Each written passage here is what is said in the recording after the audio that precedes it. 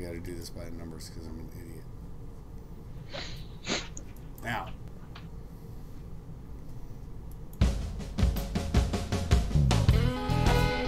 You are listening to Kaisers Kastle.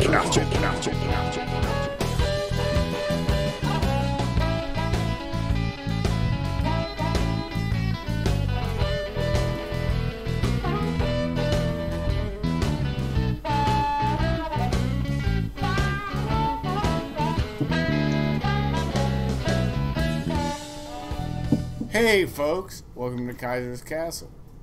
As I always say, I bring on eclectic guests, people that may disagree completely with me, and I hope they do.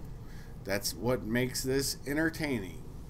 And the gentleman I'm bringing on tonight is Ryan from the Cold War podcast. Is that correct? I don't want to get that wrong. The Cold War cast. Cold War cast. Okay. The Cold War cast. He is a person that I value his opinion on. He'll probably disagree with me in this, but you got to remember, I will explain to people that I'm trying to be positive with the whole Korean thing.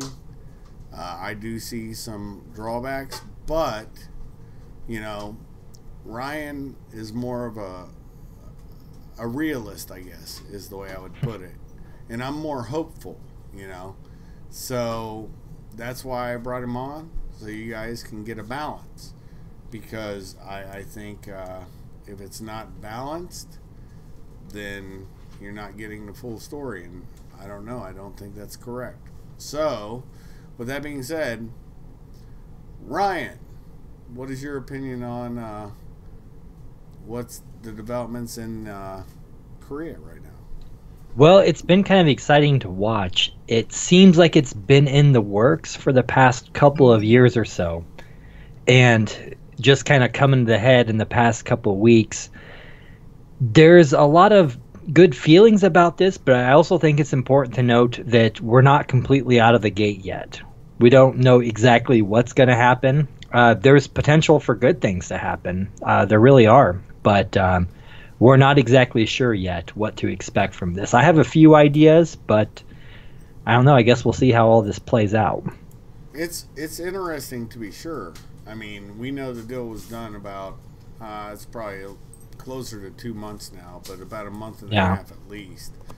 You know, no, just like with Reykjavik, you can speak to this. Just for some back history, for your expertise, I made a comment, and I want you to tell me if I'm wrong or right, but I kind of remember it from the time I lived it, but you've read the books. You know the backstory. So the thing that's good is he balances me on this sometimes.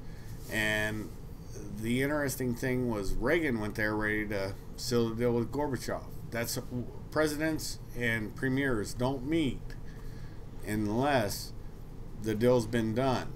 And when they went to Reykjavik, from what I know, Gorbachev threw a couple things on the table, and I want you to get into that. Just these are the kind of things that can happen. And Reagan walked away from the deal, and it could happen on this one. So go ahead, Reagan. Yeah, it could, especially since our president's pretty adamant about the idea that you can walk away from the table if you don't like the deal. You know, of course, that's from the art of the deal itself. Exactly. So, and North Korea is kind of getting the art of the deal right now. I don't know if they printed that in Korean or anything yet, but they probably should. Yeah, they probably, that should be a bestseller right now in North Korea. Yeah. I don't know if we know Kim Jong Un was educated in Switzerland. Yeah. So, I mean, he's not a stupid person. He may be, some people say he's a crazy person, but I think he realizes that he can't keep going on with no funding, which I pointed out in my podcast, or I guess my vlog. It's not really a podcast, but I pointed that out on one of my things, and China's on board. Russia's on board with their little 13-mile strip, and these things are real. So, go on and tell. Yeah, tell let me kind of bounce this off you. Now, Kim Jong Un, yeah, he was educated in Switzerland, and this guy has lived a life of luxury. Yep. He's lived through some hard times in North Korea, but if they touched him, it was probably in a very superficial way. Right. Okay, so you've heard the phrase that hard times create hard men. Right. And hard men create good times, and good times create soft men, and vice versa. Right. I kind of wonder if Kim Jong Un doesn't have the mettle to carry on with North Korea, if that makes sense. Now, Kim Il-sung, the guy that basically started North Korea, Right. that guy, his backstory is overinflated, but the guy did have some stones. Right. And then Kim Jong Un, when he came, he saw the sacrifices that were made to make North Korea work. Right. And he knew that North Korea came at a high price. And I kind of wonder if Kim Jong Un, I have to kind of pause to get my Kim Jong straight here. I know, it's crazy. Right. But yeah, the young one, I think he might be a little distant from some of the hardships that North Korea has gone through to be North Korea, and he might not have the stomach to carry on. He has experienced the West. He knows what the good life looks like. He's lived the good life, and I don't know. He just doesn't seem like the type of guy that has the determination, maybe, that his father and definitely his grandfather had. Oh yeah. So we could be at a turning point because of that. Well, I think that, and also I think his sister, and it came up during the thing that gets me is, yeah, his grandfather had the stones to do the Korean War to its fruition, good or bad, Then his father just carried on. He's the one with the golden Kalashnikov and all that stuff. Yeah. Right? But I think he even had a golden Tokarov, memory serves. But the thing, and world's largest Daffy Duck collection. Yeah, exactly. Well, it's like Saddam had a golden Kalashnikov, right? Yeah. But the funny thing that strikes me on this one is that his sister went to the Olympics, and of course the American media was like, oh, she's staring down Mike Pence. They made a big deal over that, right? Right. But the interesting thing is, she got to see transport in the quote-unquote West, even though it's the East. Right, yeah. She got to see how efficient the trains worked, the buses and all, and the roads.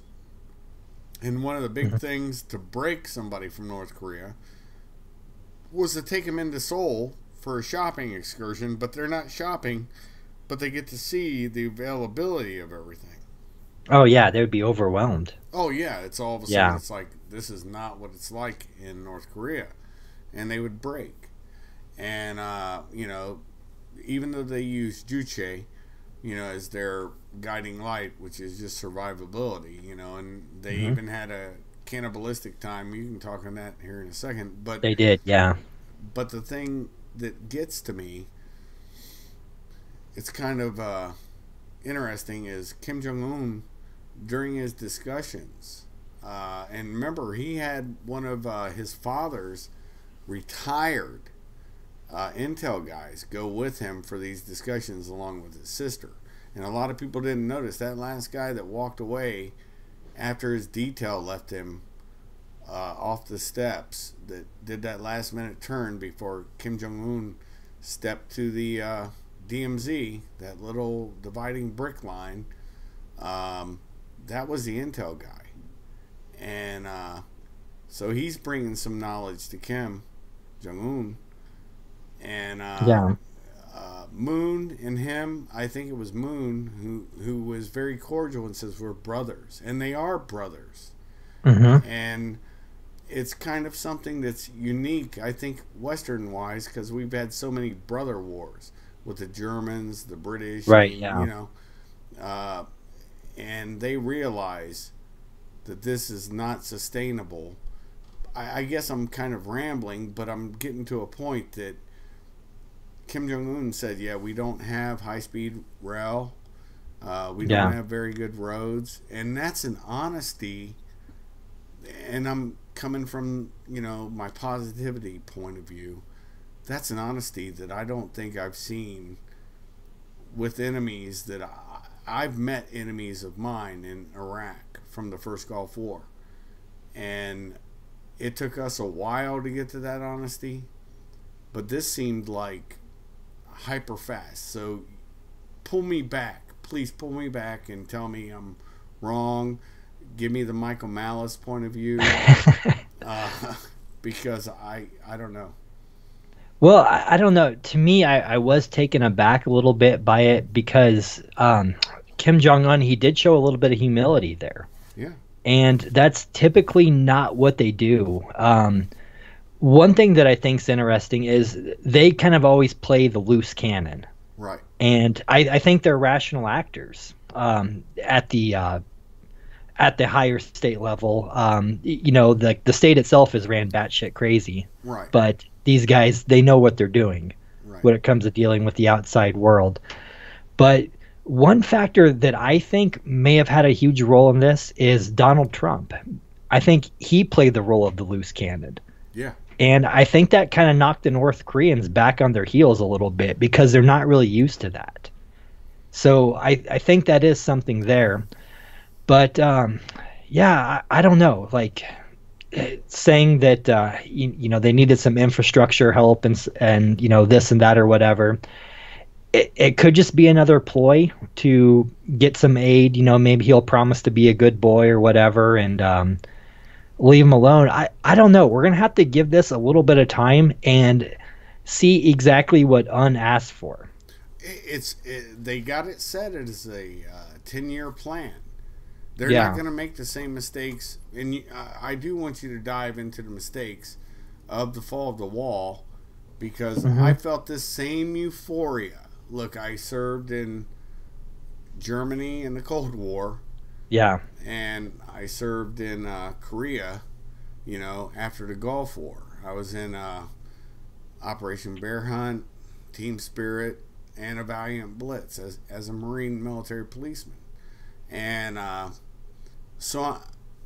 like I said, I want to give them the benefit of the doubt, but I remember the euphoria I had, the quick reunion Germany had, and I think what you said is very valuable. People need to listen to. Is I think this slow reunification is a better way. Yeah, compared to Germany, now when Germany reunited, there was a big culture shock on both sides. And one of the issues that, East Germany wasn't developed to the same level as West Germany. So it took some work to get everything back to up to the level of West Germany. But now I think with Korea, this is going to be way, way, way more pronounced. Right. I've read a lot about defectors from North Korea, and when they come to South Korea, a lot of them wind up having a lot of mental problems. Right. They feel very inadequate compared to the other people in the South. Like they feel very backwards. Like a lot of them, just made this kind of superficial, but they're shorter from malnourishment. Their teeth are bad from malnourishment and neglect and so forth. And they fall into a lot of depression. They have a hard time adjusting to society.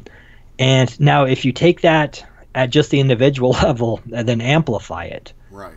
Let's say they did try to just merge these two places, and just looking at it just like that, there would be, I don't know, it would almost be a situation where there would be potential, I would think, just due to the cultural clash, where there could be another civil war.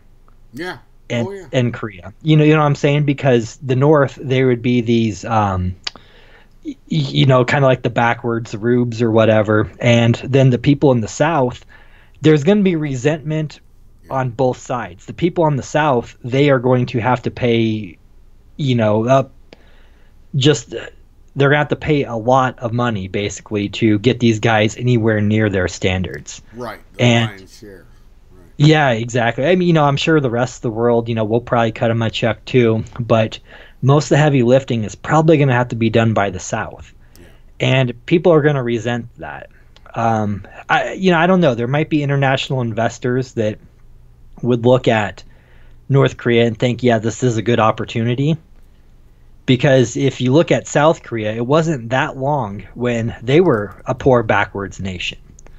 Right. Now I'm 36, so I'm not that old. But one thing that I think is kind of interesting is there are a lot of kids my age here in the United States that are adopted from South Korea. Right. And they were adopted because of poverty and so forth there. But by the time I was, I don't know, maybe 10-ish or whatever, early teenager or whatever, and you'd meet these kids and find out they're adopted from South Korea, it was kind of like, why are they coming from there? Right. Because it didn't take long at all for them to be up to our standards. Right. We wouldn't think of South Korea in the same way we'd think of like Burkina Faso or something like that as being a dirt poor place. So I don't know. There might be a lot of people looking at North Korea as a huge investment potential, and there is that too. Another thing that we have to look at as far as the North Koreans and South Koreans integrating is the North Koreans oftentimes get taken advantage of by smugglers because there's just a lot of things they don't understand about how money works and dealing with authority and so forth. So I can see them getting fleeced. Kind of, especially on the Chinese border. That's the one thing people aren't paying attention to on this. mm-hmm. Is every time we've put sanctions on, the Chinese will violate, and you could see it at the border. There'd be increased traffic. This time, the Chinese with Xi, he's in lockstep with Trump. That's why the whole Asian meeting, people forget, how many months ago was that? I forgot. That's when Pompeo met with Kim Jong Un. Okay, yeah, I think that was 2 weeks ago, wasn't it? Yeah. Well, no. He actually, the truth is, he actually met with him during President Trump's meeting. And that's why the deal's done. Okay. Oh, wow. Yeah. It's a whole look. The U.S. mainstream media is not telling the truth on any of this, but the deal was done back then when Trump was going through Asia. He was soliding up everything, and Pompeo followed very shortly after to get the deal done. And that's why I brought up Reykjavik. And you've read The Art of the Deal. I'm sure most people in our circles have read that.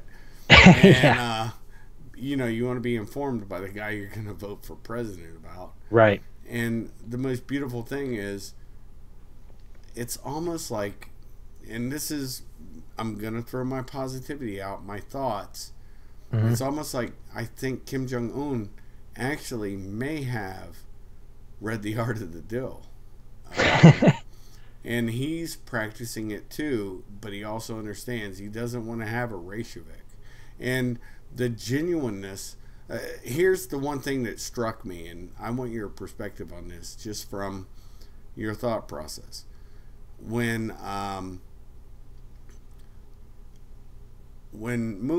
President Moon told Kim Jong Un, cross the border, love, everything, and photo ops, and you had North Koreans. The guys with the armbands were North Korean press. We don't know what they're seeing yet. Nobody, that hasn't leaked out yet for some reason. So we don't know how it's being shown in the North. But what we do know is the optimism, and then the one thing that blew me away, because this did not have to happen. Kim Jong Un was like, hey, come over to my side too. And he crossed, and they got pictures taken on the other side of the border in the north. And by the end of it, and I just want to fast forward, all the talks and everything, we all seen that, but very few people saw the concert at the end. And the most telling thing to me, because Asians always are about symbology, and there was a part where you saw concertina barbed wire. I'm saying that for the layman that doesn't know what concertina wire is. And it's rolled, and it's going across that little Peace Palace that they had their meeting at. And that was built specifically just in case there was ever this kind of meeting. I can't remember how many years ago it was built, but that was what that was for. And you see that laser light show thing, and they're showing the pictures of the day that happened up on that building, and the Korean music, which was, it is what it is. And then that concertina wire just turned into rounds of flowers of peace. And it's almost not like, I don't want people to misconstrue what I'm saying. I got the same feel from that I got from Scorpion's song. Winds of Change. Winds of Change. Yeah, and it was beautiful. I mean, I teared up. I'm not gonna lie. So yeah, that's my thought. Yeah, I'm gonna admit, I watched that video of them embracing each other and crossing each other's borders quite a few times, really. And I went to the gym yesterday, and they were showing it on TV, and I had to kind of stop what I was doing and watch it, just because it is such a touching moment. Right. And that's kind of a credit to Kim Jong Un in a way. He has a reputation of, the whole regime, as being, the worst people on the planet. And somehow he's made himself out to be, I don't know. It's almost like people are kind of like on his side a little bit now. And that's something too that I think maybe we can't get a little too carried away with. Right. Yeah, if he wants to come to the table in good faith, that's great. That's the best thing we can ask for. And what's done is done, and we can't rectify that. We can only do better going forward. But I think, I don't know. I don't know if this is completely genuine from him, or this is an act to put a show of face. But as I understand it, and I'm not 100% sure on this, but I think the narrative that we saw of their meeting was pretty much the same thing that the North Korean people saw too. Because I know some of the meeting and, some of the pomp and circumstances going on to it did get back to the North Korean people via state media. Okay. Who knows exactly how they're twisting it. They've spent a lot of time talking about how, the South Koreans are bad, the Americans are bad. So, they're going to have to kind of do a little bit of gymnastics, I guess, to fit it in within their narrative. But I don't know. Yeah, we'll see. We'll see. I actually don't think they're going to have to do that, because you notice who was not on that border? Americans. There was none. Oh, I guess I wasn't sure if we just didn't see that in the camera angle, because aren't there Americans standing right there too, typically? Normally there are. On the DMZ, there's Americans everywhere. But guess what? There wasn't that night. And just like I said, this was an offline conversation. I'll open up about it. I mean, I've done protective details for a long time. Yeah. And if you're doing something with somebody that may be an enemy or something, you will have teams from the other side that are ancillarily working with you. And then when you watch, and people have to be very, this is after he goes home after the concert, right? Mm-hmm. What you'll see are people coming from the north and people coming from the south. The people come from the south go up, and you'll see them as they go up, as Kim Jong Un traverses the little way he did, you know, where there's no mines. Yeah. But the interesting part to me was you saw these people from the north coming back to the south, and yet they're not getting shot. Even if they were North Koreans defecting, you could see them in the shadows. You could see their movement. You could see their shape. And even if that was the case, they would have shot them once Kim Jong Un came in. It wouldn't have been an issue, and the South Koreans probably wouldn't have made it an issue if it was a defection. It might have made a blurb or something, but not in the U.S. media because it's so tightly controlled. But the interesting thing to me was that was probably just people from the South coming back home. You know, they were, because you don't think that the snipers up there were protecting. Look, the North is more afraid of the U.S. trying to take Kim Jong Un out than they are of the South, and I do believe that. Yeah, we used to say we were the leash for the South because the South wanted to take back the North during my time, but I've seen that change over my life, where it's nothing more than, you know, we just want this over with. And that's where I fall on this, and that's why I'm so optimistic, and that could be my vulnerability, and that's why I think you're a valuable person to bounce it off of, because you'll give some sanity to my, you know, maybe unwarranted hopefulness. Yeah, I think that is a good point. If war kicked off between the North and South, yeah, I'd put all my money on the South, absolutely. Right. But I don't think they necessarily have the assets to completely take over the peninsula and impose their will on the North. I agree. They have a very, very great military, so that's not a knock on them. It's just they don't quite have the numbers compared to the North. But with the United States involved, that's a complete game changer. Yeah. And that, but that kind of goes back to the situation. Things are good in South Korea right now. They have managed to live for 3 generations now under this circumstance. They've done very well. They're used to what they have. They know what they have as far as South Korea, and I think they're happy with the status quo. I agree. You know, or at least comfortable with it. And, you know, kind of going back to what we were talking about, reuniting the North and South is a scary idea. There could be a lot of turbulence along the way. You know, just to look at Germany, for instance, when that happened, like I said, like this would be Germany on elephant steroids, basically. Right. Just the gap is so huge.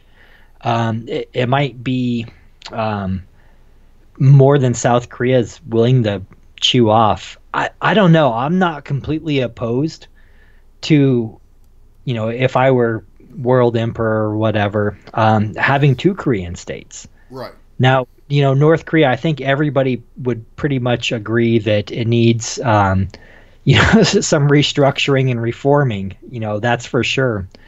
But I don't know. They might be better off with, you know, and I hate to even say it, kind of like a soft socialist state. Yeah. You know, I really think these people, you know, they've lived under the system they've lived under for so long that they are going to have huge problems. Even if they go into an oligarchical state, yeah, I don't think I have a problem with that. I don't even have a problem, and honestly, I'm going to be very frank. I'm going to deliver this with much candor. I don't have a problem with Kim Jong Un maintaining control of the North, as long as there's constant dialogue between the two as brothers. Yeah. And I do believe this may be, you guys can all call me a cuck or whatever, but I do believe that there is a time when brother wars need to stop, Mm-hmm. And I honestly think, and this is where I said you'll call me a cuck, I think America needs to let the Koreas become one hermit kingdom, and they may be slightly divided, but look at what happened during our own horrible civil war. Yeah. And sometimes I think maybe it should have just been let, to be the way it was going to be. And I think we'd be at the same position in America as we are today. Even with that, because I think it would have changed, but at a easier, I hate to say it in that term, but a better pace where people would really have some buy-in to stopping American brother wars. And instead, well, we see where we're at now. So yeah. And I think that's the thing too to acknowledge is that nothing lasts forever. We within political arrangements, and we're seeing that right now in Korea. Well, probably seeing that right now in Korea for sure. And like, I don't know. Like I said, I really see the potential for massive strains between the North and South. Yep. Now, this division between the North and South, it started off completely arbitrary. There was not really a concept before the partition of, I'm a North Korean, I'm a South Korean, like what you might have in the United States, like I'm a Southerner, I'm a Northerner, or Spain, or whatever.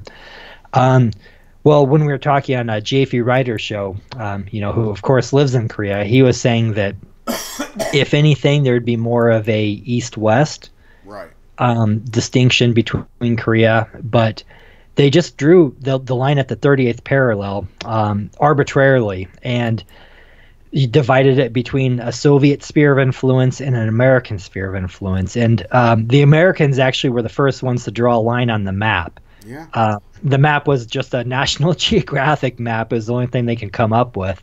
And they wanted at this 38th parallel just to make sure that Seoul, the major city, was in the American zone. So, it was just kind of like a lot of places in the world, really, where the lines were just kind of drawn for, just willy-nilly without regard to any circumstances on the ground.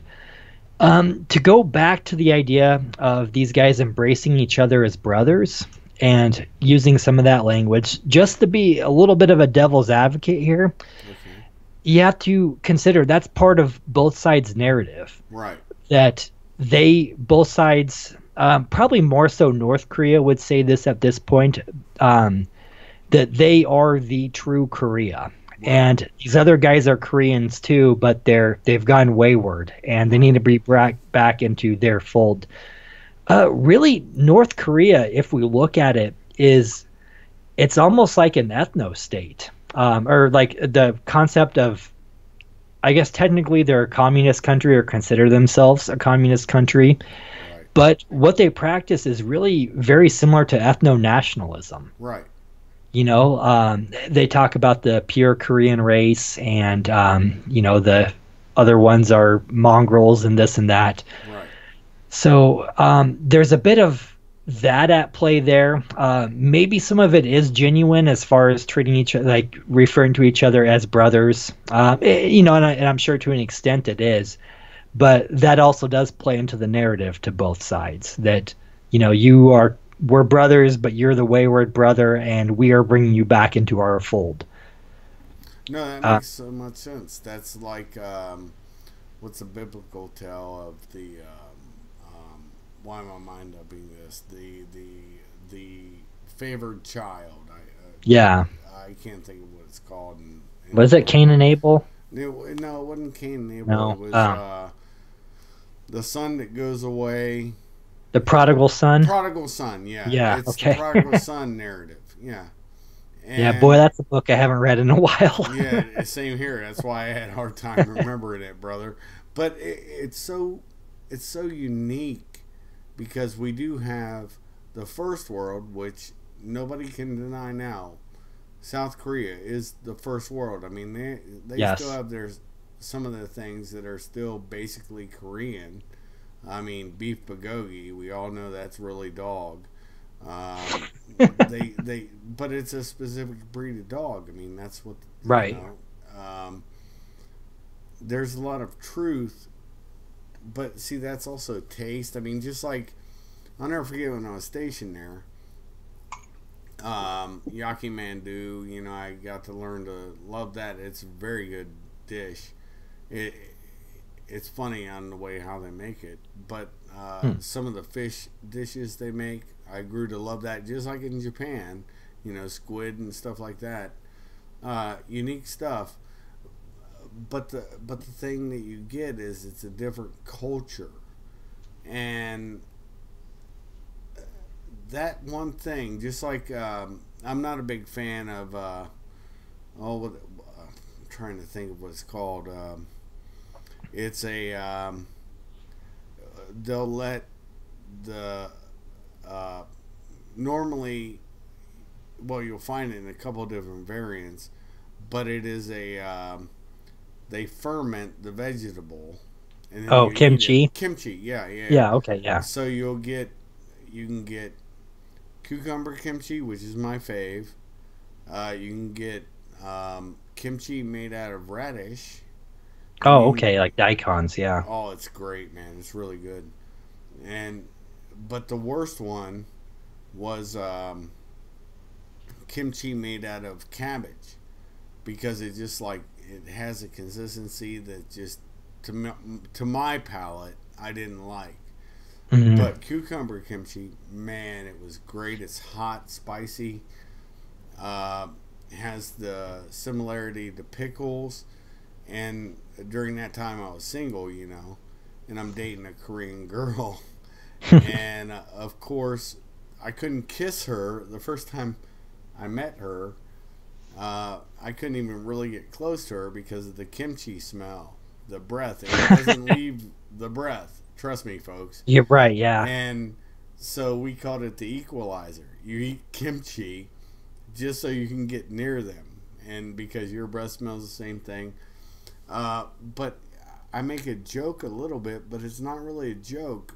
But when you have two cultures that are so similar, and I think this could be a success, and I want you to dial me back on this. This could be such an ultimate success if and only because if they do look at each other as brothers, just even a wayward brother.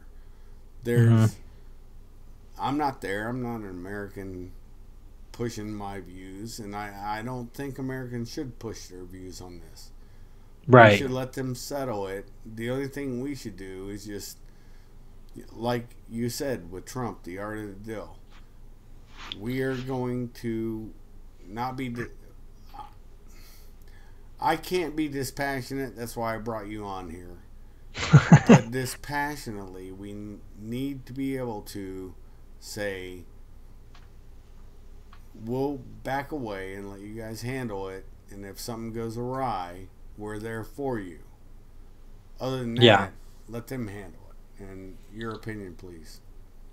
Yeah, I mean, typically, my views on these are kind of non-interventionalist as far as getting involved in these kind of things. But, we've been involved for so long that, we can't just willy-nilly just back out and say, okay, see you guys later. Right, it's like, right. we kind of have to see this one through, I think, one way or another.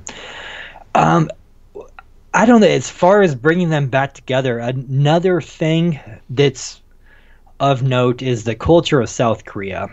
They have one of the highest suicide rates. Yes, they do. In the developed world. It's kind of like Japan, I guess, in that sense. And a lot of economic stress. People work a lot. I think it might be the country where, they do tend to put in the most hours in the Western world. Right. That or Iceland. Iceland is actually pretty high for what that's worth. Right. But I don't know. And then one thing that you have to think about, though, with that is, let's say the border is a race between North and South. and you're going to have this massive flood of people heading to the south for jobs. Right. Now, a lot of these guys, of course, are not going to be skilled enough to do some of these South Korean jobs, but the lower rungs, and I say that with all due respect. Right. I work in a factory, I guess, myself, but the lower rungs of South Korean society might be hit. It might be similar to, say, like immigration in the United States. Right. Where, they're taking our jobs. It could turn into something like that in the South, where there's big social strains between, internal migrants, basically, within the country. And I guess on that note, too, it's important to note that, and maybe this is why China is kind of backing off a little bit from this and, giving us the nod of agreement on this. But one of China's big concerns was that if North Korea did implode, that there would be so many people crossing the border from North Korea into China. And the zones or states or provinces, prefecture, I don't know what they call them, that border China, these are, well, for one, there's a large ethnic Korean population there. So if you cross the border, you're more likely to encounter a Chinese citizen of Korean descent. But these tend to be a little bit less developed economically than a lot of other parts of China. So these areas wouldn't be able to absorb large numbers of Koreans. Right. And I know that's actually a situation now when people do defect from North Korea, which is something that since the early 2000s, I believe it is, it's become possible. It's not like 100% guaranteed, but, people do sneak across the border. And it's kind of something where these people in China are very wary of Koreans. It's kind of like, oh, great, these people here again. Right. And same with Russia. I mean, when we saw the buildup on the border, and this is a fact. I mean, they had nuclear, chemical, biological, NBC, nuclear, biological, chemical people from both countries hitting the borders. Yeah. Along with, I'm sure vast amounts of military police because of refugee control and all that. Even EPW, enemy prisoners of war, This is something people fail to remember, and you brought this up earlier, and you were very correct. The Russians during the first, they weren't Russians, they were Soviets. During the first Korean War were the ones who funded and armed the people of Korea, North Korea, to fight us. And it wasn't until Kim Il-sung, he was actually in the Soviet army. I believe he was born in China. And but of course he was ethnically Korean. They say he didn't speak Korean, or at least didn't speak it very well. He spoke Chinese as his first language. But that brings up an interesting point. Now the Korean nation, as far as the Korean people, it's the whole peninsula, but it spills over a little bit into Russia. Right. So there are ethnic Koreans that are Russian citizens. Yes. And spills over quite a bit into China. Yeah. And this is probably one of the concerns that China had, was that if there was a reunification of the Korean peninsula, there would be it'd probably be a situation similar to the Kurds. Uyghurs. And was that it'd be like it'd be like the Uyghurs too out west. But maybe kind of like the Kurds as well too, where there would be this Korean state and there would be this part of China bordering it where there's such a high population of Koreans. Right. Well, there would probably be a secession movement. Right. There would be a lot of internal strife, and that could be a situation, just to kind of play the devil's advocate, I guess, a little bit too, where the United States could agitate, just to kind of poke at China a little bit, or anyone else, Japan or Russia or South Korea, Right. whatever, just to agitate China a little bit, it's kind of fan the flames. No. If this is kind of a poor, marginalized region of China, yeah, they could do that. I agree with you wholeheartedly. I mean, all somebody has to do is look at Kissinger and different people that have stated, different things in their writings. Even some of the dystopian stuff written by different authors. I don't want to get into it. I'll let Jay's analysis, Jay Dyer's analysis, go deep dive into this. But he's exactly correct. And you're exactly correct. I mean, that's the whole reason why you saw the buildup on the borders. Because what's the old adage? Those that do not respect their borders will get no respect for anybody from anybody who comes through them. And that's something the East is doing a better job than we are. And that's my opinion. I mean, I'm not reflecting that upon you at all.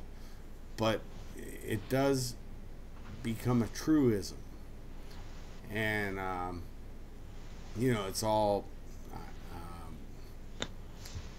it's all just what people think their personal beliefs are going to make them believe what they want to believe, but it is a truism in a real sense.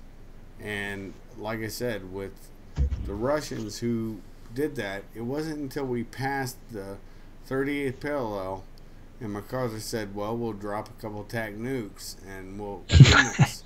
And then all of a sudden the Chinese sent how many, the Yalu River, I mean, all these things that happened. It was basically because MacArthur was honest. We're going to do this. And then the guy who controlled him, Truman, is the last man who said, look, when he left office, watch out for the military-industrial complex, which is that was the deep state. Eisenhower said that. That's it. Yeah. And Truman was there later on. That's right. So what you're seeing is the deep state's at play too. So I don't trust. The one thing I will blackpill about is the deep state is not. It's not our friend geopolitically, and right now we're seeing it opened up. Trump's the circus master. Open up the tent. Yeah. This is the deep state. Clapper, Brennan. Brennan's confirmed from my time during the Gulf War. I've told you this before offline. He converted to Islam. Clapper's no better. Oh, yeah. In Riyadh. He was Riyadh station chief. Check it out. Huh. Yeah. During the Gulf War, man. Oh, I'll be damned. These are facts. They can't hide from this. And look at who's getting embroiled in this. Anyways, we're going off topic. Sorry about that. We're not going to do that again. I brought you on here just to talk about Korea. It's unfair for me to take it a different direction. But yeah, man, I'm very appreciative. I think this has been informative to everybody who's listened. And my small channel, I like it small because everybody gets to take a big seat on my big orange couch. They get to pull up a libation, some tea, some coffee, whatever. Sit down and listen to us. Because I bring you on because I believe that you tell a great deal of truth. Thank you. And that's my opinion, and I am the foremost expert on my opinion. So, do you have anything else that you want to bring up on this? And I really want to hear it because I'm. Yeah. Well, I think. Well, I mean, you just brought up Brennan and Islam, but to compare North Korea and Islam, when something happens like an act of terrorism or something, it's not uncommon at all to hear people say, like, we should turn the Middle East into a glass factory. Right. Because there is in me personally, I don't hate Muslims or anything, but there is kind of a clash of civilizations going on there where, we can at least say we're antagonistic and vice versa towards each other sometimes. But one thing that I think is interesting is, even though North Korea is this, evil, scary country, it's not the same. I don't hear anybody saying we should just nuke North Korea. People might say we should, send a tomahawk at Kim Jong Un or something like that. But I think deep down, most people in the United States, South Korea, Japan, the whole world really views these people in North Korea as victims. Right.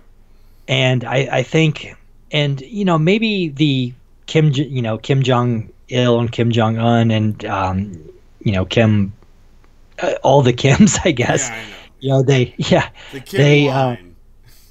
Maybe they kind of, the Kim line, maybe they kind of played on this a little bit, where a lot of our responses to these kind of things have to be tempered through that idea that these people are victims. Like we can, if they do something, it's like, let's say we want to go kill some North Korean soldiers or something, or sink a ship or something like that. It's like, we kind of pity these people. Right. It's not their fault the way it is. And we've seen it with South Korea, and Japan too, for what that's worth. These people are pretty staunch allies. Mm-hmm. They're culturally different from us. We've got some kind of superficial similarities. Right. Insofar as what we consume and stuff like that. But as societies, we've really reached an agreement with these people that we're comfortable with. Like Japan and South Korea, they're probably some of our most close and trusted allies. And there is a potential, if everything goes right, that the North Koreans could be brought into that fold too. So I hope cooler heads prevail. That the powers that be in American society, and I guess South Korean for that too. Of course, keep that in mind, that the people of North Korea, what we do, we have to do on their behalf. Right. If we do decide to, attack them or whatever, we have to consider their suffering, and I don't know. I wish the best for North Korea. And like I said, I've got a little bit of uncertainty of what the best for North Korea actually is. If it is reunification, if it is a separate North Korean state that's, open and, values basic human rights and all that. Right. But whatever is the best for the peninsula, I hope happens so we can get our guys the hell home from there, and let them go about their business. Well, that's an issue nobody even brought to the fore yet, and I'm sure it will be. But the repatriation, not of the guys that quote unquote defected, who have lived there and they're North Koreans now. Our guys. Yeah. This happened. But the bodies of the people, if on the bodies of the people who died during that time, I would be fine if they did like France did and made a American cemetery and somewhere where people could go. It could be by the sea or whatever, but visitors could go and family members. Honestly, it's not about visitors; it's about family members. And right. They could go and pay their respects to their ancestors, and I'd be fine with that. It breaks my heart, but I would be fine with that. I would be more than fine with two Koreas that respect each other. And it sounds really trite, but I just want. Look, I don't want another war. I have a son doing his thing now. You're a veteran. Yeah. I'm a veteran. This is what it's about, and in all honesty, us veterans need to think about things in a different way. And I think, honestly, I think Trump is thinking about it the same way. I don't know why. I don't want to, I'm not trying to shill for him, but I think there's a different thought process, at least at the head, you know? Yeah. And I think Pompeo, there's several things that have been said in my lifetime, and Pompeo said one of them, and so did it. People will talk crap about Bolton, but Bolton did say, I'm nothing more than a mouthpiece for the man at the top. And yeah. People forget, you know, that's the thing. Too many people forget what is reality. And, you know, I have my political opinions, you probably have yours, and they probably don't agree on much. But what I can tell you is I agree that you're a veteran, and I'll respect your opinion. I'll respect somebody that's not a veteran, too, their opinion. But a veteran, to me, their opinion holds more weight just because I happen to be. Look, we were the guys getting paid nothing to go enforce U.S. policies. And yeah. I think that's sadly missing in our world right now. Yeah, I mean, you know, like being a veteran, as far as having an opinion on things, well, you know, we know what things look like. We know what war looks like. Yeah. And, you know, I think some people do have I don't know, like a perspective on this where they don't actually consider the cost of these things. You know, we've never really had to suffer much for a war. You know, just our troops. I mean, that's a good thing, but well, they play Call of Duty, so they know better than you and yeah. I. Look, yeah. I like to call it the sticky wet masturbation on fantasy, and I mean this in our own country, where they think this is what civil war looks like, and I'm like, you have no idea what the suffering is. The life of a refugee, and trust me, if we had a civil war in our country, just like over there,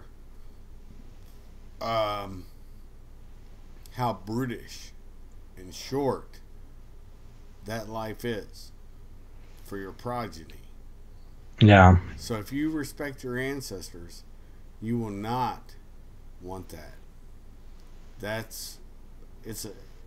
It's basically from the beginning of your thought process. It's a fallacy. It's a non-starter if you are logical. You know, everybody forgets the logos on this, and but yeah, with Korea, honestly, I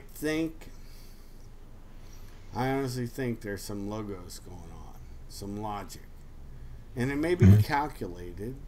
It may be just to make sure the Kim family stays intact. I don't find anything wrong with that. You know, if they get assurances that Kim Jong Un and his family don't get anally raped by a knife up the anus like Gaddafi.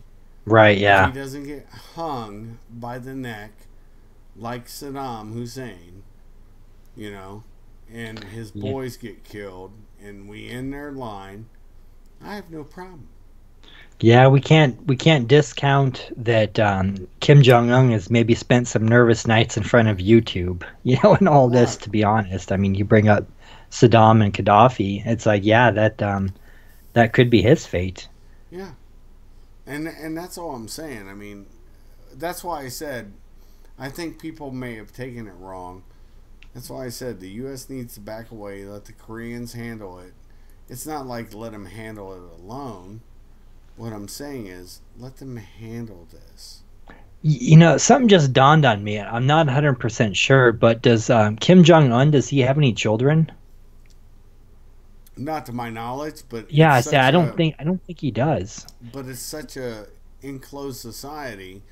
I Hmm. mean, Kim Jong Un and his sister may be like. Try to think about how to say this. I'm tracking. It may be like Game of Thrones kind of thing. You don't know. Yeah, We don't know. because I mean, now he's not that old. I think he's actually a little younger than me. He might be He's like 33 or something like yeah, that. yeah. He's younger. Maybe 35 or something. Yeah. So I mean, he's not terribly old, but I don't know. Like that might be kind of a thing too. He's been in power for a while, and And he I don't killed know his if he's. brother. Oh yeah, that's right. Now Yeah, you get the Game of Thrones thing. So but like I don't know if he's necessarily trying to have an heir to the throne. I don't think so either. Throne, I guess. But I don't know. Like, if there's not one there now, it doesn't seem like he's got longevity of the dynasty in mind.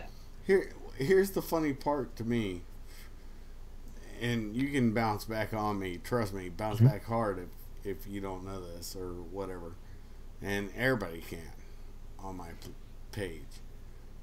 What people don't realize, remember, he's a big basketball fan. Remember he Yes. had come over? Yeah, it was Rodman. Was it? Right. Dennis Rodman. Yeah.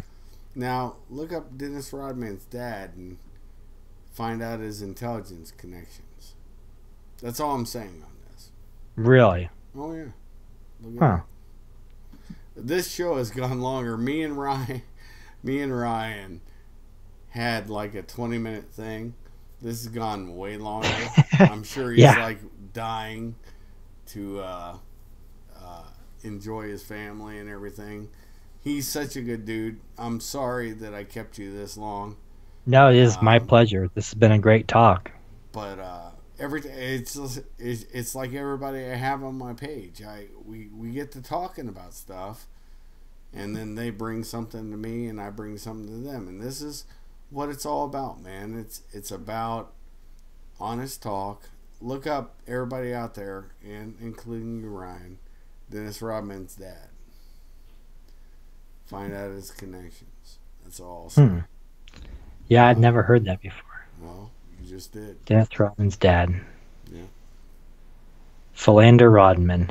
There you go. Well, okay, you're looking it up. Tell me what it says. He had 29 kids with 16 women. That's one. Let's look at Dennis Rodman's Wikipedia. See if that says anything. Early life. Okay, he was in the Air Force. Yep.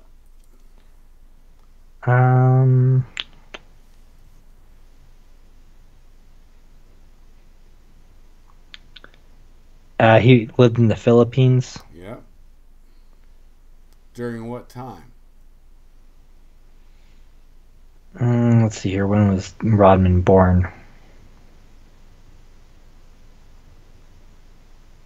Born, so around, probably, I guess, around Vietnam War, wouldn't it be? That's right. Yeah. Philippines and Thailand. Look up America. Oh, okay. I'm tracking. Yeah. Okay. Huh, I'll be damned. Yeah. Like I said, nothing happens without a reason. And remember how happy when you said something that you thought it happened a few years before? It did. It did. And it was by design. Yeah. So, Jay Dyer, I gotta give him love. I gotta give 21 Wire love. I gotta give TRS. I gotta give so many people love, but they don't look at certain things because I'm a dumb hillbilly from Ohio, from Columbus, Ohio. Honestly, back when I grew up, Columbus, Ohio was known as the largest small town in America. Okay, that's the state capital of Ohio. Right. Cleveland was bigger than us. Cincinnati was Yeah. bigger than us. But we knew everything going on in our town. Now, you transport a dumb hillbilly from a trailer park into any area. Guess what I'm doing? I'm finding family lines. I'm drawing lines. This is how I operate. And it's how everybody should operate. Because if I would have done something stupid in Columbus, I don't give a crap where it was at. I would have been told on, and it would have been a call to my mother. And that would have been a problem for me. So, because they just like, I know your mom. And then all of a sudden I get my booty beat by her. I'm being basic, man. I mean, I'm sure, yeah. Everybody overcomplicates things. And that's my thought process. And it always has been. You know, I'm a simple man. I'm a regular guy. Nothing special about me. But I've done this game for a long time, and everywhere I go, I look at it that simple. I draw the lines. With that being said, brother, I'm sure you need to go visit everybody, you know, on your line. Yeah. Much love to you. Thank you. Yeah, you too. Yeah, this has been a great conversation. Thanks for having me on tonight. Yeah, I appreciate everything you do. And we're going to end this. And when I say that, it's not with anything other than joy, because I want to not be right on things that I know I'm not right on. Yeah, I guess we'll see. Yeah, we'll see. But Ryan, you've been an awesome dude tonight. Thank you. Appreciate it. Ryan and I think we both agree. We appreciate you guys stopping by Kaisers Kastle. All right. Shove out.